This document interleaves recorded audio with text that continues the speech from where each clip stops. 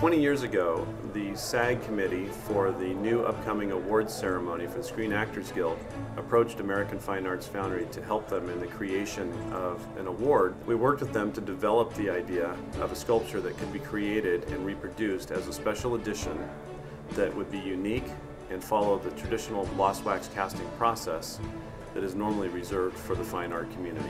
We first pour wax into the mold and then let it solidify. Once the wax is hardened, it's removed from the mold. And in this case, the arms had to be separated from the body, and so those had to be molded separately, and therefore each piece has its own unique wax. Once the waxes are out of the mold, they have to then be prepared to advance through the rest of the process. And so we call this step wax chasing. And really what we're doing is removing the seam lines and filling any air bubbles that occurred when the pouring of the wax, and making sure that the surface texture matches what was on the original sculpture. On this piece, we also have to reattach the arms, which is done with a hot iron. We slightly melt the wax and reattach them. The next step is to attach the channels, which we call gates, risers, and sprues, to allow for the wax to be removed from the temporary mold that will soon be created, and also to provide the channels that allows the molten bronze to flow into the mold. You'll notice the part she's holding is what we call the cup, and that also serves as a funnel to direct the flow of the bronze into the workpiece. It also acts as a heat sink, which helps to control the cooling of the piece after it's been poured in metal. The next step is to create the temporary shell. This is a temporary mold which is built one layer at a time and provides a one-use mold that will produce the final casting. Each casting has to be produced by dipping the workpiece, the wax, into the liquid, which acts as an adhesive. The piece is then dipped into sand and coated with a fine dusting all the way around, and then it's allowed to dry for approximately 24 hours. This step has to happen typically 8 times on a piece this size.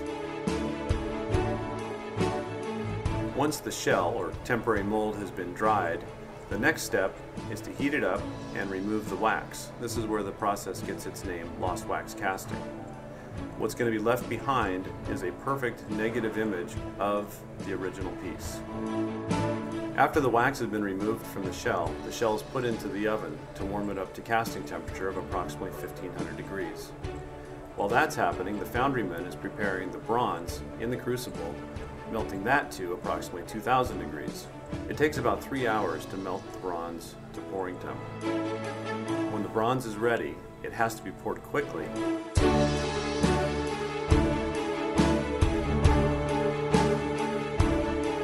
After the bronze is cooled, the shell, or the temporary mold, has to be removed. And what's left behind is our first view of our bronze sculpture. If you remember to the wax process, we added the gates.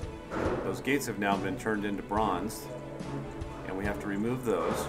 And the areas where they connect have to be metal chased to resurface those areas back and blend them into the surrounding area. Once the bronze has been metal chased, all the detail and all the texture has now been captured in the final bronze. The next step is to send it for patina. The patina that was chosen for the actor is a 2-step process. The first color that goes down essentially acts as a base coat, and it's a dark color which allows for a modeling effect to be created in the final piece. The second coat, which is a verdigris color, allows the piece to have more transparency and a little bit more definition, which further enhances the interest of the piece. After the patina is finished and the piece has been allowed to cool again, it is mounted to a stone base. In this case, it's granite.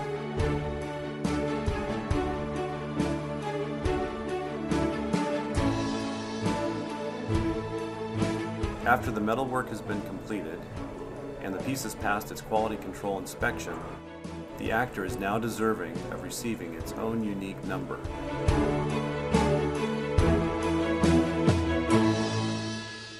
Actor 775 is ready to go to the Screen Actors Guild Awards.